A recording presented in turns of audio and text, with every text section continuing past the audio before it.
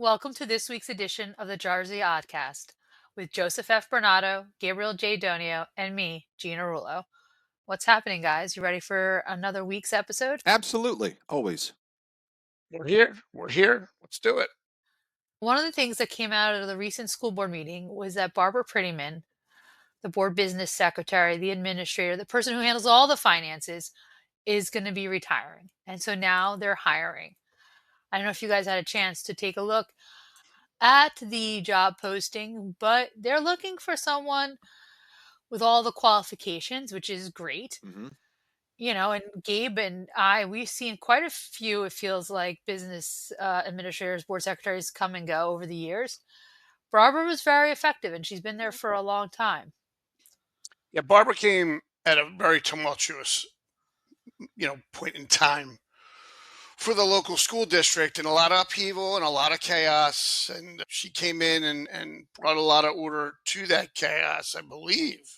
I'm not speaking out of school when I say that she came to the district through after actually helping to audit some of the school's issues with the accounting firm she worked for at the time, and then they hired her full time at that, and she's been there a very long time. I often say you can tell things are going well by what you don't hear, and you never heard a lot about Barbara Prettyman doing anything that was anything other than pretty much the right thing for the school district. Yeah, that was always the impression that I got as well. I know she was, whenever I had a question, she was always receptive, always responsive, and I always got the impression that above all else, she was all business. If it didn't make fiscal sense, bring up another topic. Absolutely. Yeah, no. So I think it'll be difficult shoes for the district to fill. I am excited to see who they replace her with, to see what energy they bring to the meetings, to the district, and if there will be any changes there.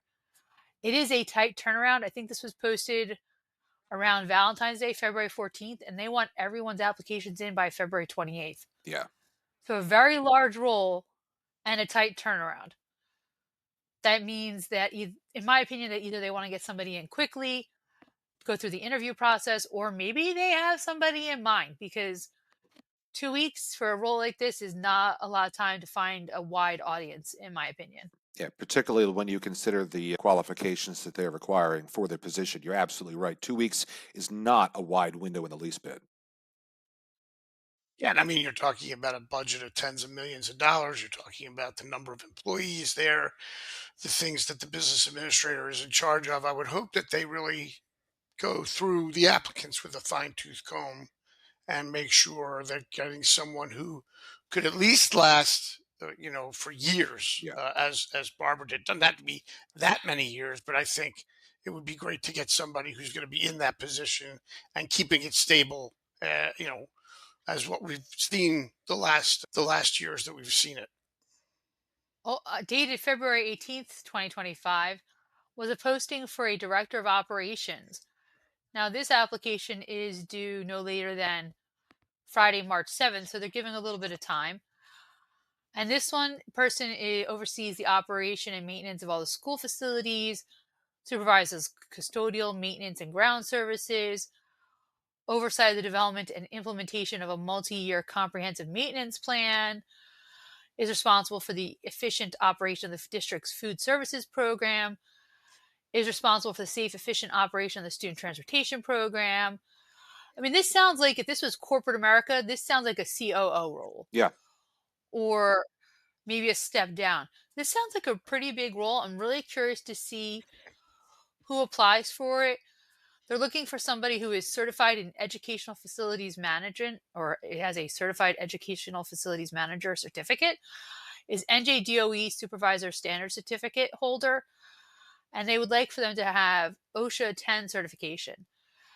And it's a big role. hmm It, it, there's a lot in that job description that they're looking for. So I'm curious to see who this person is going to end up being, how much responsibility they have, and how they get along with the people who are kind of in between them. Yeah, It within the district. it almost sounds like, and I could be wrong, but it sounds like this is a bit of an organizational shift because, at least to my knowledge, transportation and food service, I'm reasonably certain that they have different overseers at the moment. So to have them all come under one banner definitely feels like a shift in the organizational structure of the school, the district. I have to say, in the past, believe it or not, those two things came under the business administrator. I'm pretty sure the lunch and the transportation. Now that may have shifted in recent years, but I do remember that being under the auspices somewhat of the, especially the transportation, which I remember thinking was a little odd to me, but that's the way they had done it. Question, Gina, is there a similar timeline for director of operations? They say March 7th is when they want to have all their applications in, but that's it. Okay. Hmm. And they don't neither job has their salaries posted, but they're pretty robust, Yeah, I would say. yeah. Yes, And especially when you consider all the responsibilities that fall under that director title. yeah, so I'm curious again to see who gets it, what their qualifications are, and for both choices, I hope the district does their due diligence and looks beyond Hammonton's borders for the best people. I'm not saying a Hammonton person isn't the best person, but let's take a look outside of our borders and see who else is out there, just that there is no question when people say, "Oh, this is who you hired." Okay, makes sense. Right. But that's a personal opinion on that one. Yeah, the Hamilton School District has also been honoring their Teachers of the Year. The Hamilton High School 2025 Teacher of the Year was Kelly Salona. Hamilton Middle School 2025 Teacher of the Year, Alyssa Walsh. The Warren East Story Junior Elementary School 2025 Teacher of the Year, Angelisa Lyons. And the Hamilton Early Childhood Education Center 2025 Teacher of the Year is Courtney Thompson. They were honored at the recent school board meeting, and the Hamilton Education Foundation presented each teacher with a $500 grant to be used for a project within their classroom. I love seeing this every year. Different teachers are always highlighted. It's so good to see education being recognized and they're getting a lot of publicity. And they also get to network with other teachers who are honored throughout the state because this is part of the governor's Teacher of the Year recognition program. It goes through different levels before the final ultimate person is picked. You know what I like about it is that it's in, they try to take, well, they do take a person from every building. Yeah. And so it's like not just one teacher of the year, but every building is represented. And I think that that makes it a district wide honor, on the local level. And that's nice for each building to have someone that they can point to and as an example. So it's nice. Absolutely, especially when you consider that each building, has its own level of students, obviously, and each presents its own unique challenges and opportunities. And so, to recognize that from this grade level, essentially to that grade level, makes complete sense to me. In other news, the Historical Society of Hamilton will be hosting their regularly monthly meeting next Thursday, March 6th. Their speaker is going to talk about the art and history of duck decoy carving, and the presenter is JP Jamie Hand. I think duck decoys are beautiful. We have a couple that Rob Reitmeyer made for us, and Gabe has a couple other ones that he's collected throughout the years. I think there used to be quite a bit of collection when the Noyes Museum was down near Galway Township. Is that correct, Gabe? Do they have a big Yeah. Oh, they presentation have on them? a huge collection of wooden duck decoys, and they are art. I mean, there's no other way to look at it. It's beautiful when they're done well by someone who is a craftsman or a craftswoman and knows what they're doing. They're beautiful. They display beautifully, and it's something that I think everyone should go out and see because it's part of the culture too of the pine lands of South Jersey. There's people who've used duck decoys for what their purpose is, and some people, not everyone's a hunter, but look, they are really a part of the culture. Did you Would you make agree, Joe? did you make them in middle school, Gabe? No, no. You mean with that would be Mr.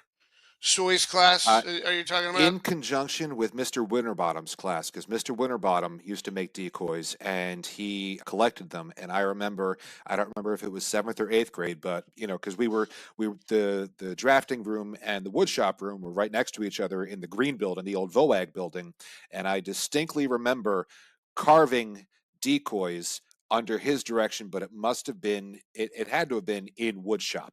And Yeah. Yeah, besides because it makes sense. yeah. Besides having like we had a goose decoy in the house when I was growing up. Besides that, that was really my first exposure to even the art that went into making decoys. So this speaker, I'm sure it's going to be interesting because it's an absolute art. Decoys, 100%. Yeah, Mr. Hand is a master decoy carver for nearly 50 years. According to an email from the Historical Society, he has dedicated his life to preserving and advancing this traditional craft. He is a popular speaker and he has lectured across New Jersey on both decoy carving and maritime history.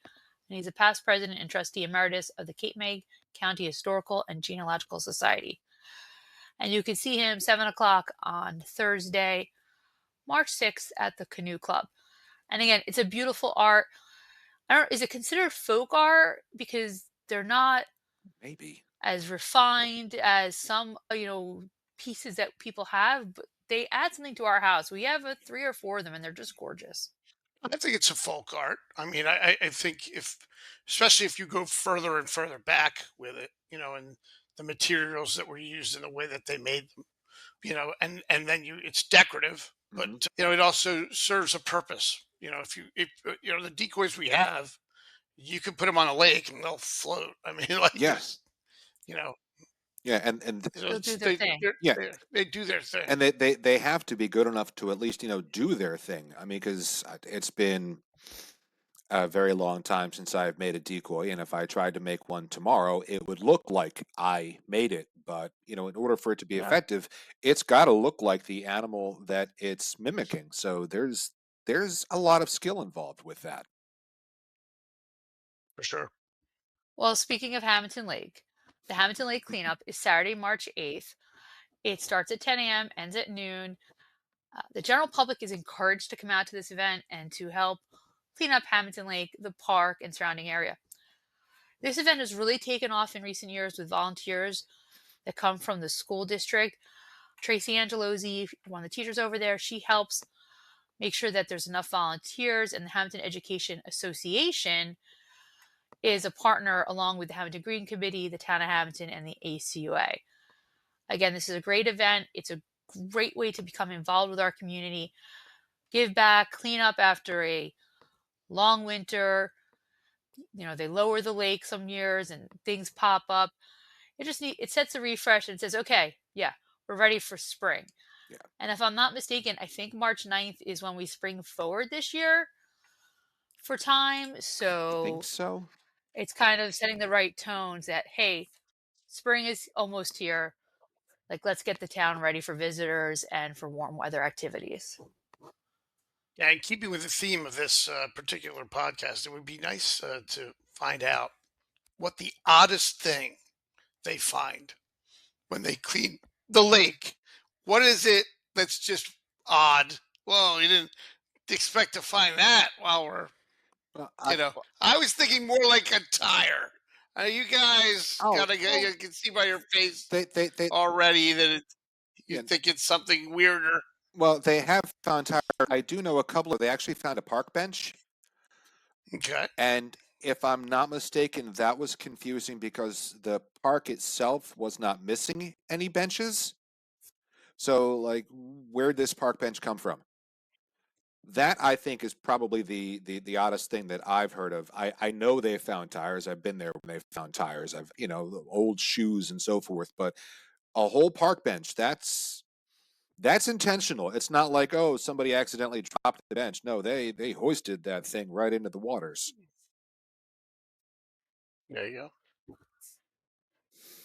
So I remember when I first moved to town, people told the story of someone who was deceased and found in Hammonton Lake.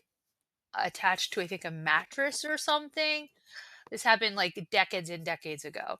So I'm going to say that is probably the weirdest thing that they found in Hammonton Lake. Yeah, well, that's a tragedy. So I don't I know. don't know. I was thinking more along the lines of a bicycle or something like that, not a horrible tragedy. But I know, but like to me, that is the see where oddest your thing. mind goes.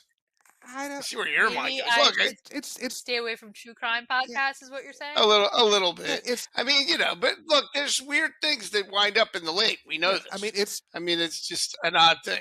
yeah. Finding a body absolutely is tragic. It is terrible, and it is probably evidence of a crime. But is it really that odd? We live in the state of The Sopranos. I don't know if that's really all that odd or not. See, That's strange. fictional TV show.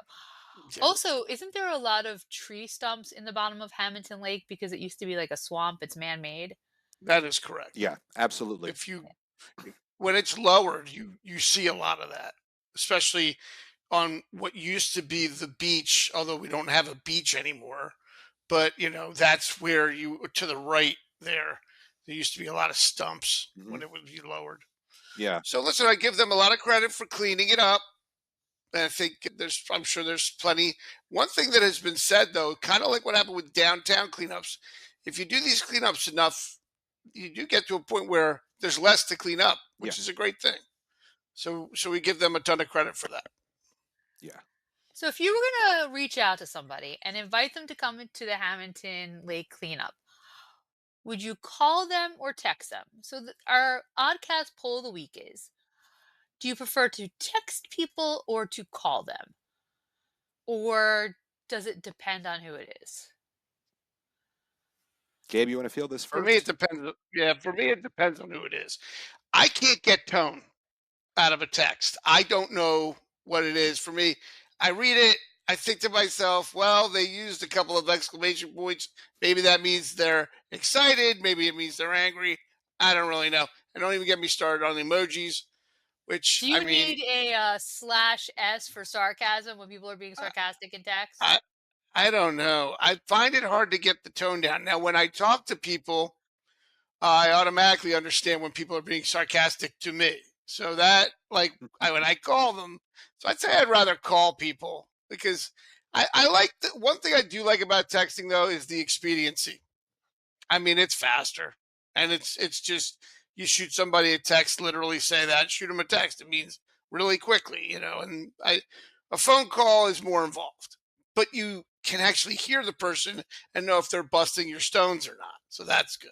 Well, Joe? I think that's what led to the rise of emojis, honestly. If I could remove the phone call app from my phone, I would do it. I am not a fan of talking on the phone anymore. There are some people, obviously, I will call, usually like my father. It's much easier to call him than to send him a text. If I am making some manner of professional contact, usually I will make a phone call. But just daily conversation, absolutely text message. And you're right about the emojis. I often equate it to modern hieroglyphics. You really have to understand the nuances of the laughing with tears emoji or the crying one or the eye rolling emoji, and sometimes that's the only way to get tone across, especially I since. read, I got a point. I read recently. This means what you would think it would mean, something positive Mhm. to our generation, Yes. which is X, and the generation below that, which is millennials. But Z, this is sarcastic. It does not mean this. It means this. Oh, I was Just letting people. Yeah, no, I was actually going right there. Punctuation actually is a generational thing. If you end a sentence with a period for our generation and the one directly below us, you're doing that because, well, that's what you do. You're done with a sentence, you use a period. But that can be taken as passive aggressive. Like if, like I'm here, period. Like, oh, what are you trying to say? I'm trying to say that I have arrived at the destination. But there's a lot of. Passive aggressive. How is it passive aggressive? Is it passive? Is it is it seen as curt? Is it seen as being It's somewhat it's I'm better than you, or I think so. I know, especially with spoken language, there seems to be a disconnect between people who speak mostly vernacular and people who try and speak grammatically correct as they would when they write, trying to avoid dangling well, prepositions and so forth, like I and the try and word do. gonna. Yeah. You're not going to use the word gonna. Yeah, whereas I use that because I like to write in vernacular and I grew up on a farm, so like gonna, that's what I do. And I'm gonna keep doing that. Yeah. But there's But if you didn't, if you said going to, people would look at you like you're like what, royalty? like, why are you Is that why the are you speaking so proper? Because that's how I have been Can't keep trained. up. Yeah, That's exactly. ridiculous. I mean, I understand it, but it's ridiculous. So in other words, because we follow the rules of grammar and things like that, we're seen as somehow like, oh, well, who do you think you are? Stodgy. Which Yes. I think fits with a lot of things these days, doesn't it? I mean, if you're following the rules, you're seen as stodgy or, Yeah. Yeah. lame. Yeah. Gina, what Well, about Okay, I'll so you? stay I'll say lame this. and out of jail. Fair. So I'll say this. For me, I prefer to text people. Absolutely. At my work, I'm in Teams meetings. I make phone calls. It's a lot. I prefer to just send an email or a Teams message or a text message. There are three people that I do prefer to talk to on the phone. My mother being one of them, my mother-in-law, and my best friend. And my best friend and I have a standing weekly phone call. It's about 3 hours every week. Wow. And you're like, oh, how could you have 3 hours of stuff to talk about? We just do. And we started this during the pandemic. It has lasted us. It's an amazing call every week. There are a lot of laughs. We swap photos throughout the phone call from our week. And it's a phenomenal way for us to catch up. But other than that, I would rather text people at this point in my life. It's true. By the way, you like how my mom made the cut for phones, but not me, her husband. It's I live great. with you. I live with you.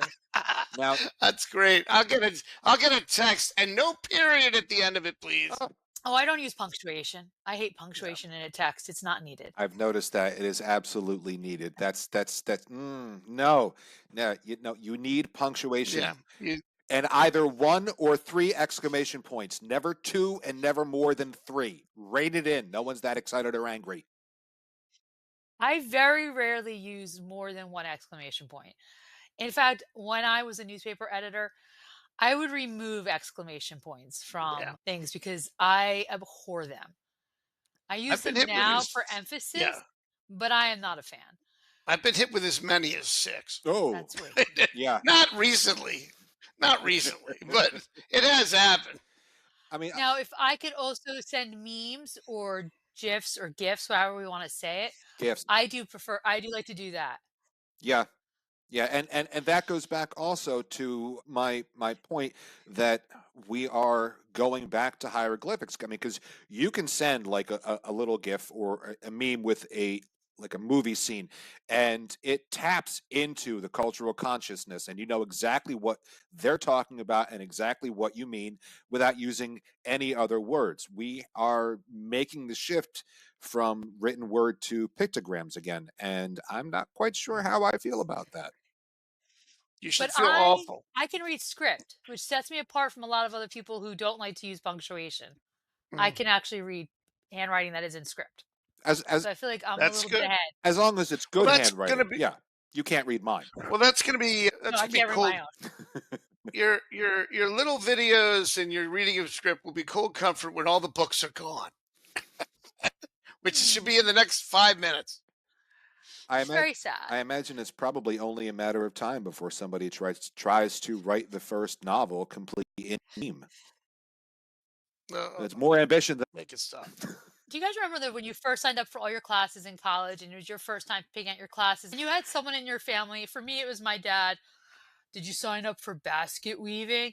Just trying to make a joke about all the different electives that are offered at school. my Did you dad guys too. ever have that joke said? Yeah, it was usually underwater basket weaving. I don't Yes. remember Yeah, it was. Yeah, who Which is why said it, but I LOL'd when I saw that Kramer Hall was having basket weaving classes, and I was like, this Nice. is great. This is awesome. And, Nice. if I did not have a job, I would totally go to one of the workshops that they're having. They had one on Monday, February 24th. I believe it was sold out. It was an Irish soda bread basket weaving workshop.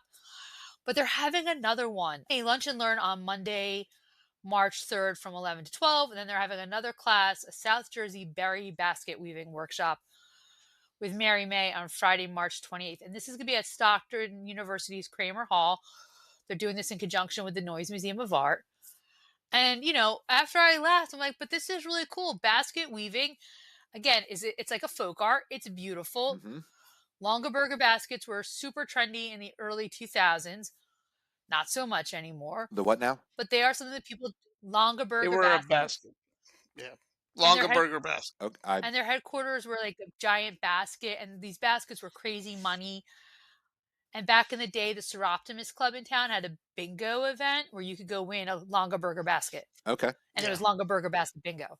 Say I that mean, 3 do they, times. That's do a they lot. still sell them? Is that still a thing?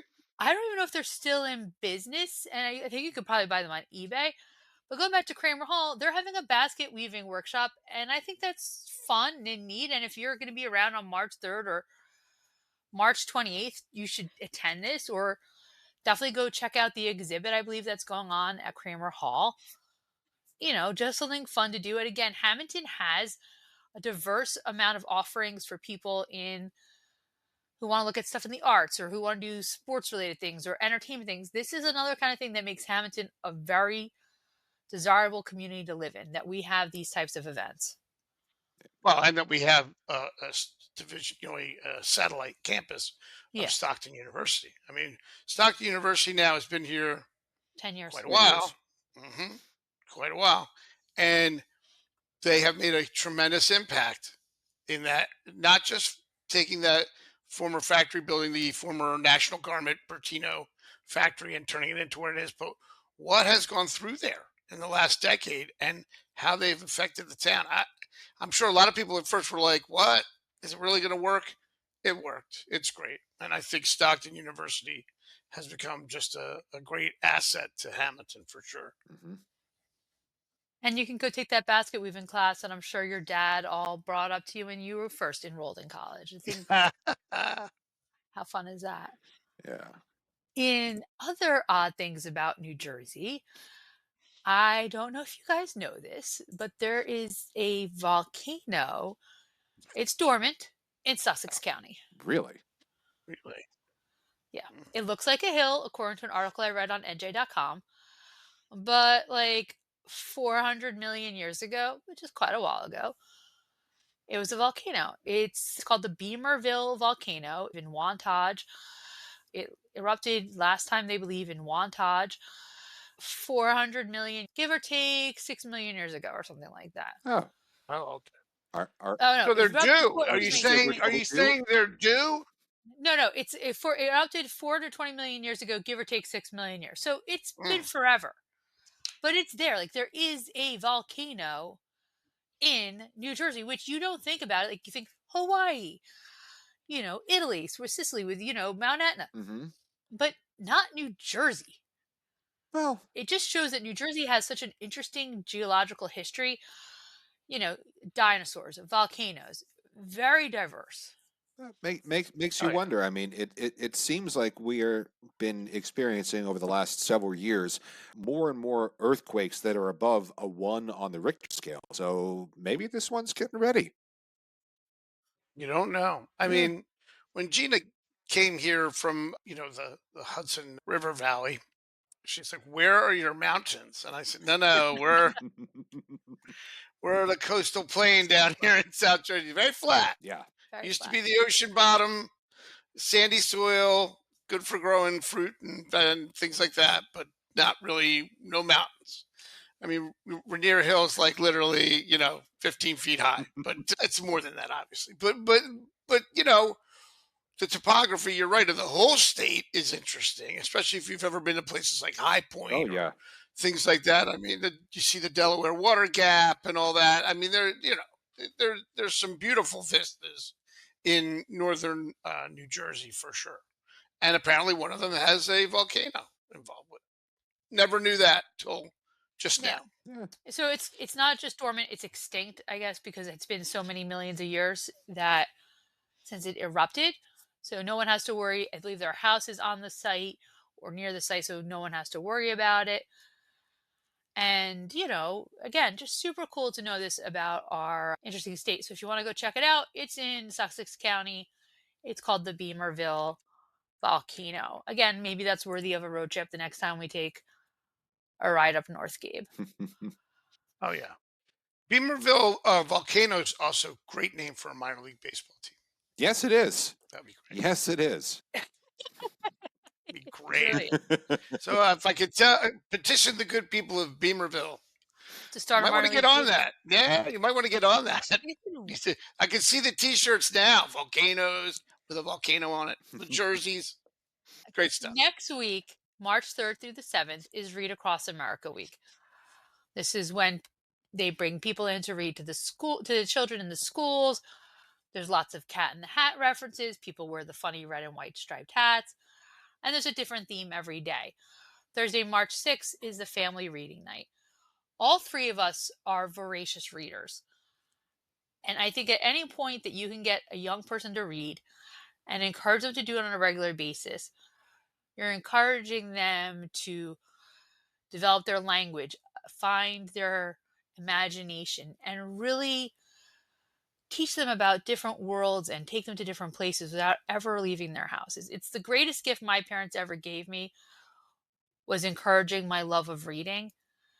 And I can't read enough. So I love this week. It's one of my favorites that we used to cover. I don't know. What is your favorite Dr. Seuss book, guys? Oh, that's a good question. I think maybe mine might be Mr. Brown Can Moo Can You. And it was I don't think I know that one. well, I had like four in my house. I had that. I had one fish, two fish, red fish, blue fish. I had green eggs and ham, and I had the things that I saw on Mulberry Street. I think those were the four that I Mhm. had. But I loved Mr. Brown Can Moo Can You because it was about a guy who could make all kinds of different sound effects just with his mouth. And Dr. Seuss was famous for just making up words all over the place, as long as it rhymed with something else. So it was essentially just a book full of onomatopoeia. And strangely enough, I don't know which helped which. I don't know if that helped me better understand when I was reading comic books, or I don't know if my exposure to comic books better helped me understand Dr. Seuss because there's onomatopoeia all over the place. But I think that was my favorite. Gabe? I think it's time. I mean, the early ones, like Joe mentioned, a lot of the early ones, and they're fantastic. And I grew up reading them. And but the Lorax, which talks about the trees and things like that, always close to my heart. And there's certain people who would kind of laugh at that when I say it because of my own experiences with the local shade tree commission, of blessed memory, which is now gone or has been gone for a while. But I love the big shade trees in Hammonton, and that's the character of our community. And then the other one is oh, the places you'll go. I know that has kind of become almost a hackneyed thing now. I get you, but in '95, a friend of mine, a very good friend of mine, gave it to me as a graduation gift, and inscribed something very nice on it that I never forgot, and I never forgot the book. So those would be the two that stick in my memory. For me, it would be Green Eggs and Ham because I found the Cat in the Hat. I found them too disruptive. I didn't like those kids, and I didn't like the cat. So I love Green Eggs and Ham. Horton Here's a Who is so good, but it happened on Mulberry Street. I don't know why that one is always, it just remains so much in my memory, but that'll come probably right after Horton Here's a Who. So it would be Green Eggs and Ham, Horton Here's a Who, and it happened on Mulberry Street, which I recently went back to my parents' house in New York and took my copy of It Happened on Mulberry Street, but just because I wanted to have it back in my own collection. So enjoy Read Across America Week. Read to your kids. It's a great. It really is a wonderful gift if you become a passionate reader. You'll be broke because you will spend all your money on books, and you will never have a house big enough for all your books. Oh, But that's that's okay. true. Oh, that is. Oh, Gina, again, good news. We're getting rid of all the books. That's that you won't have those problems soon No, What do it's. you because mean? there'll be plenty of room. It'll all be on a Kindle. Oh Oh, I no, have one of those too. But no. I mean, I don't want to see the books go, but Just remember, kids, it seems to be policy now. it is not hoarding if it's books. It's not. Uh, magazines and life newspapers, though. lessons with Joe Bernardo. Yeah, magazines and newspapers. It's hoarding, Oh, though. I absolutely. think. Yeah, no, because you'll be crushed Yeah, under a pile of those. But books, no, right. absolutely. Yeah. Okay. I feel like this week's episode is our arts episode. We talked about reading, we talked about basket weaving, maybe a little bit of duck decoy carving. So why not talk about opera and bringing the opera to Hammonton? I have never been to one of these events, but everyone I know who goes says they are absolutely amazing. And those are the opera galas at Tomasello Winery. The next one is March 30th. It includes lunch, soup, salad, an entree, and dessert. It is supposed to be absolutely phenomenal. It's, of course, you get the great Tomasello wines and some really beautiful performances. Yeah. Have you guys been to these? I know I have not. I have not, but I understand Yeah. they do get some top tier talent there, Yeah. and I've long been a fan of opera. I have my favorite tenors. I have my favorite works. I haven't been, which is surprising because as anybody who knows me knows, I love a good gala, but I would probably be overdressed because I don't know if black tie is the attire for these particular galas. If it is, I may have to reevaluate and go one day because any excuse to wear a I think it's tux. Yeah, I think it's during the day. So there's a good Oh, barometer there. You might not. You might stand out. I wonder if I 2 have I p.m., mean, a morning March coat I 30th. could wear. yeah, maybe a morning coat. So Joe, that, I will pay for w- your ticket if you wear the morning coat. I gotta find one. I'm not sure if I have one, which is Joe, if you surprising. wear the morning coat, you can only text Gina with proper grammar at the end, punctuation at the end of everything. It's got to be periods. If you're going to be formal, it's got to be the whole thing. Oh, indubitably. But exactly. And look, I think the Tomasello winery people in the Tomasello family. I'll say the same thing I said about uh, Stockton University and Kramer Hall. We're so blessed to have these Yeah. things and these people who do these things in the town where we live. Oh, let's go across town to an opera gala. Let's go So across cool. town to a basket weaving court. Like, I mean, and again, I can tell you for a fact, none of this was happening when I was a kid. No. And not the kids go, but I mean, I'm just saying, meaning in the era of the 80s and 90s, these opportunities were not available. So no, I haven't been. I know they do get, as Joe said, some top tier singers, talent. I mean, these are people who are in New York City. They are As the kids say, very they're very good. legit. Yeah. Yeah, they are legit. So if you like opera, or if you want just to do something different and have some good food and drink and some great music, then and singing, then go to Thomas Sells. What day is it, Gina? It is March 30th. Okay, so go check it out. 2 p.m. Yeah. Joe, it feels like the town is coming alive. Is that going to play out in the weather for the rest of this week? Are we going to start to see some better weather coming, or are we going to get another 6 feet of snow? Well, since you asked, I suppose that means that it's time for the Oddcast Forecast, according to the app on my smartphone, and sponsored by Ben Castone Landscaping. Call Ben Castone for all your landscaping needs at 609 561 3452. They're here to keep your yard looking great no matter what the season.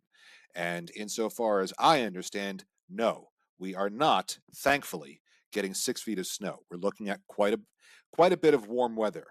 On Wednesday, we're looking at a high of 58 with a low of 41 and partly cloudy. On Thursday, we're looking at a high of 62 with a low of 40 and about a 50% chance of rain throughout the day. And then on Friday, we're looking at a high of 50 with a low of 33. So no snow in the immediate forecast. thankfully. And Gina, I'd like to add something to that, which is that it would not be possible to have this Jersey Oddcast this week or any week without sponsors like Ben Castone Landscaping, they do such a great job with the weather, and also with Hammonton Family Eye Care. Hammonton Family Eye Care, you got to see them for all your routine and medical eye care needs for all ages. From glasses to contacts to eye exams and more, visit Hammonton Family Eye Care at Peachtree Plaza, 80 South Whitehorse Pike in Hammonton. Call 609 567 7479 or go to HammontonFamilyEyeCare.com. The people there are great, and we sure do appreciate their sponsorship. Absolutely. And thank you guys for the great show. We'll see, everyone next week. But if you want to get in touch with us in the meantime, Joe, how can they do it? Well, if they're interested in contacting us or sponsorship opportunities, they can find us on Facebook or Instagram.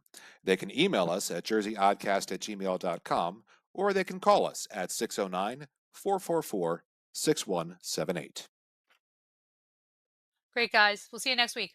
All right. Thank you. See you next week.